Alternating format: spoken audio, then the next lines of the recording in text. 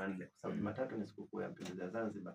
Kwa moja, wazazi wote waanze kujiandaa kupeleka watoto shule, darasa la awali, darasa la kwanza, kidato cha kwanza au wapi.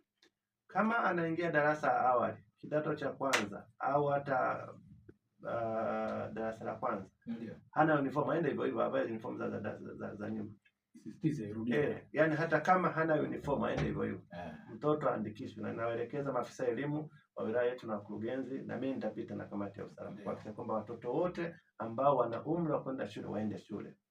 Kama ana changamoto ya vitendea kazi uniform, tutajua akishafika shuleni.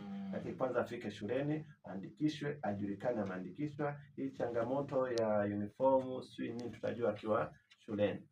Lakini jambo la pili, niombe wazazi wote wahakikishe wanapeleka watoto shule.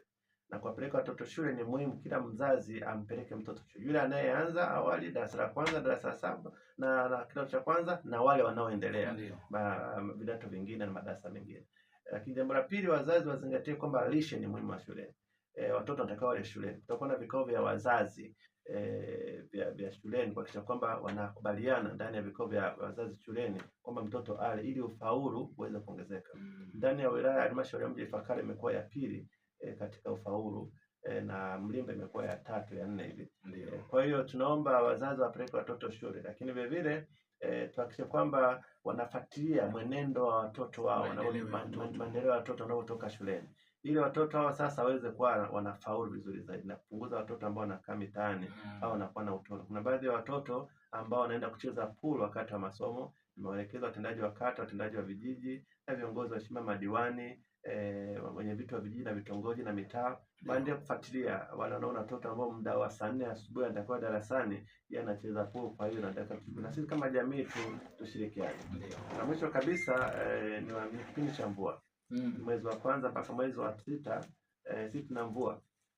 Kwa niombe wazazi waangalie mazingira ya watoto wetu kwenye madimbi. Kuna watu ambao wanachimba mashimo wanabaki wazi. Kuna watu ambao wanatengeneza matofali, wanachimba matofali, mashimo wanaacha wazi, ambao inakuwa ni vyanzo vya vifo watoto wetu wakiwa wanacheza kwenye maji hasa wakati wa mvua.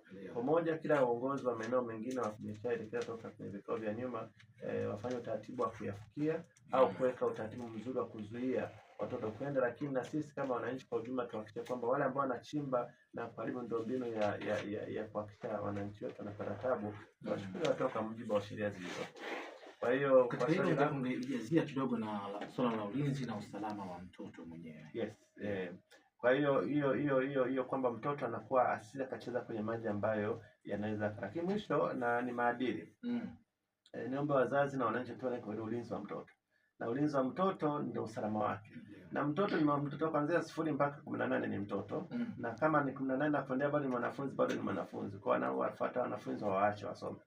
Sasa ulinzi wa kwanza, kuna vitendo vya ukatili wa kijinsia kwa watoto wetu.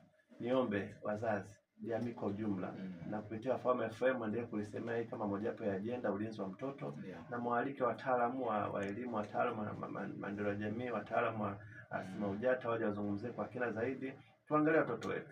Na vitendo vya ulawiti, tuna mzee mmoja pale Kidatu amefungwa miaka 30, amemlawiti mjukuu wake yuko darasa la 3. Vitendo ambavyo havikubaliki kwa mila na desturi za Tanzania, havikubaliki kwa mujibu wa sheria, na vinaondoa hata imani yoyote katika usimamizi. Kwa hiyo tuangalie watoto wa kiume na wa kike katika ulinzi wao, vinaofanyika katika usimamizi wetu. Ukatili, ulawiti, ubakaji na vitendo vingine ambavyo vinafanya watoto wetu wasiwe salama.